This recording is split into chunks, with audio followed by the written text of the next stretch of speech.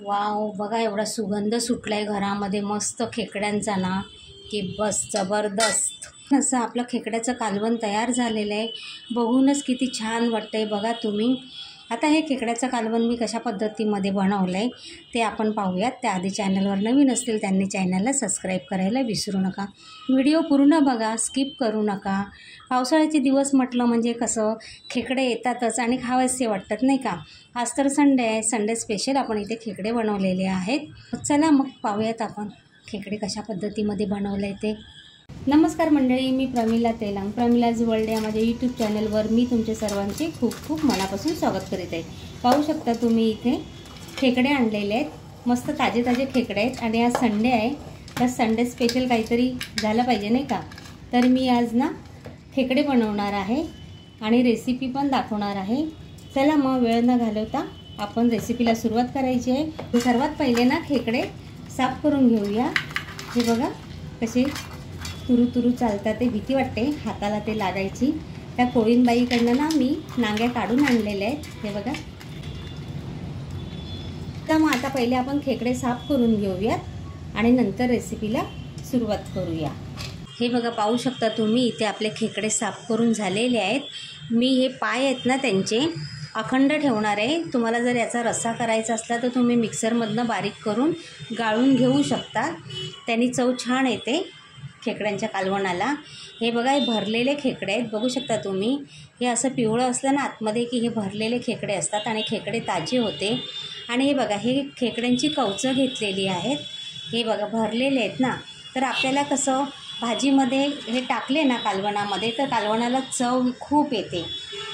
खाताना हे काढून टाकायचं, पण याच्यामुळे कसं याचा पूर्ण अर्क असं आपल्या रस्स्यामध्ये उतरतो ना, तर एकदम भारी असं रस्सा लागतो खायला, एकदम चविष्ट. म्हणून ही कवचं टाकून न देता कालवणामध्ये टाकायचं. आज जरा आपण ना वेगळ्या पद्धतीमध्ये खेकडे करणार आहोत. म्हणजे मी कुकरमध्ये खेकडे शिजून घेणार आहे. एकदा म्हणजे कसं कुकरमध्ये शिजून घेतलं ना तर दाताखाली आपल्या त्या नांग्या असतात ना त्या टचकन फुटल्या जातात आणि खायला एकदम मस्त सोपं पडतं. म्हणून आज मी इथे कुकरमध्ये खेकडे शिजवणार आहे. याआधी मी 2 खेकड्यांच्या रेसिपी अपलोड केलेल्या आहेत, पण ते डायरेक्ट टोपामध्ये शिजवताना केलेलं आहे. तर आज आपण थोडी वेगळी पद्धत वापरणार आहोत. त्यासाठी इथे बघू शकता मी कुकर घेतलेला आहे आणि तेल घेतलं. तेल तुमच्या आवडीनुसार तुम्ही घ्या. आता आपण यामध्ये आहे ना ताजं आलं आणि लसूण चेचून घेतलेलं आहे. ताज्या आलं आणि लसणाचा ना स्वाद वेगळाच असतो आणि भाजीला चव पण छान येते, म्हणजे कालवणाला चव छान येते. हे बघा इथे आलं आणि लसूण चेचून घेतलं आहे. आता आपण इथे तेलामध्ये छान असं हे परतून घ्यायचं. आलं आणि लसूण असं छान परतून झालं का त्यामध्ये आपल्याला थोडीशी हळद घालायची, स्वच्छ धुवून घेतलेले खेकडे घालायचे. हे बघा आणि चांगल्या 3 शिट्या काढून घ्यायच्या, 3 ते 4. म्हणजे कसं खेकड्यांची कवचं आहे ना एकदम शिजल्या जातात आणि ज्या वेळेला नांगी आपण दाताखाली तोडतो ना तर खूप मस्तपैकी अशी ना ती सुटते. आता बघा खेकडे आहे ना हे स्वतःच्या अंगाला ना खेकड्यांना ना खारटपणा असतो, म्हणून मीठ जरा बेतानेच घालायचं, चवीपुरतं मीठ घालायचं. आपण हे सर्व मिक्स करून घेऊया. बघा एकदा तुम्ही ही पद्धत वापरून, छान लागतं कालवण खेकड्यांचं. आणि व्हिडिओ पूर्ण बघा, स्किप करू नका. व्हिडिओ जास्तीत जास्त शेअर करा. तर बघा इथे आता आपण हे सर्व मिक्स करून घेतलेलं आहे आणि खेकड्यांच्या अंगाला सुद्धा पाणी सुटतं. त्यामुळे कसं ह्याच्यामध्ये पाणी टाकायची गरज नाही आहे. फक्त आपण ना 5 मिनिट याच्यावरती असं झाकण मारून ठेवायचं कुकरचं. आणि हो पुन्हा एकदा सांगते, खेकड्यांना स्वतःला खारटपणा असतो, त्यामुळे मीठ ना जरा बेतानेच घालायचं. तर आता आपण बघा थोडं 5 मिनिट वाफेवरती असे खेकडे वाफून घेऊया. हे बघा इथे हे बघा खेकड्यांनी पाणी सोडलं आहे. 5 मिनिट झाले. आता आपण ना कुकरला झाकण लावायचं आणि छान अशा 3-4 शिट्या काढून घ्यायच्या. हे बघा आपल्या कुकरच्या 3 ते 4 शिट्या झालेल्या आहेत आणि कुकर पण थंड झालेलं आहे. आपण आता उघडून बघूयात. ना त्याच्यामुळे काही वळता येत नाही. बघा इकडे बघा छान असे आपले शिजलेत. आता आपण कालवण बनवूया. मासे करताना ना नेहमी असं पसरत भांडं घ्यायचं. इथे मी मोठं पातेलं घेतलं आहे. तुम्ही कढईमध्ये पण करू शकतात खेकड्याचं कालवण. शक्यतो माशांना ना लसूणच वापरायचा म्हणजे तुम्हाला कांदा वापरायचा तुम्ही वापरू शकता, पण शक्यतो मी मासे करताना लसणाचाच वापर करत असते.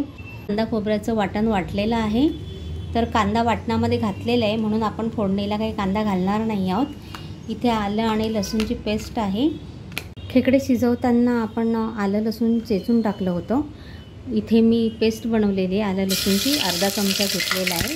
हे ना आलं लसूण असं छान तेलामध्ये त्याचा कच्चापणा जाईपर्यंत परतून घ्यायचं. मसाल्यांना ना छान रंग यावा ना म्हणून यामध्ये आपण आधी मसाले घालतो, म्हणजे कसं छान तरी येते कालवणाला आणि मसाले पण छान असं ना रंग बदलतो बघा, मस्त लाल असा रंग आला आहे नाही का. तर आपण नेहमीचे मसाले घेतलेले आहेत, लाल तिखट, घरगुती, हळद, जिरे पावडर, धने पावडर आणि मी इथे सवाईचा गरम मसाला वापरलेला आहे. आपण इथे कांदा खोबऱ्याचं 2 चमचे वाटण घेतलेलं आहे आणि ते तेलामध्ये छान असं परतून घ्यायचं. आणि मसाल्यांमध्ये आपण ना घरगुती लाल तिखट, सवाईचा काळा मसाला घेतला मी इथे, गरम मसाला, धने पावडर, जिरे पावडर आणि काश्मीरी पावडर. तर मसाले आता आपले जळू नये म्हणून त्यामध्ये हे बघा इथे वाटण वाटलं होतं ना, तर त्याच भांड्यामध्ये पाणी घेऊन ते पाणी ह्यामध्ये आता मी घालते. हे बघा 2 ते 3 मिनिट छान असे आपले मसाले शिजून घ्यायचे आणि तेल सुटेपर्यंत मसाले आपल्याला शिजून घ्यायचे. वाव, बघू शकता किती सुंदर असं छान मसाल्यांनी तेल सोडलेलं आहे बघा, तरी पण छान आलेली आहे मसाल्यांना. ते बघा मसाले आपले इथे छान शिजलेले आहेत. एकदा तुम्ही रेसिपी करून बघा, चवीला अप्रतिम होतात खेकडे. तर हे बघा शिजवलेले खेकडे आपण यामध्ये टाकून घेऊया. आता खेकडे शिजवताना आपण यामध्ये मीठ घातलं होतं आणि कसं खेकडे पण ना स्वतः खारट असतात, त्यामुळे मीठ आता बेतानेच घालायचं. तर आता तुम्हाला रस्सा किती हवा आहे तर तुम्ही त्या अंदाजाने इथे पाणी घालू शकता. तर मी इथे ना गरम पाणी केलेलं आहे. हे बघा आपल्याला हवं तेवढं इथे पाणी घालून घ्यायचं. हे बघा जवळजवळ 1.5 ग्लास मी इथे पाणी घातलेलं आहे. पाहू शकता तुम्ही इथे चिंचेचा कोळ बनवलेला आहे.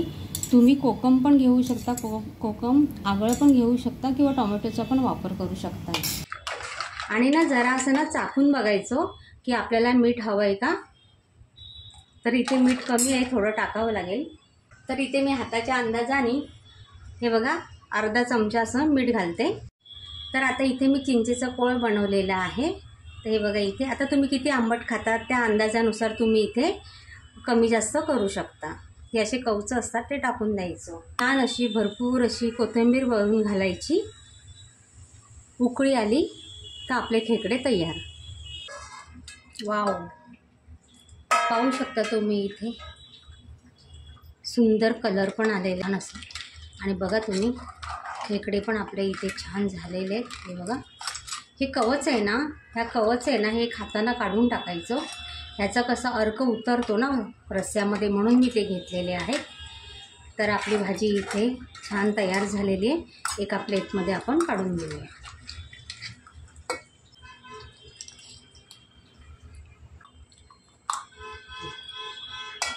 पाहू शकता तुम्ही इथे झणझणीत छान असं आपलं खेकड्याचं कालवण झालेलं आहे.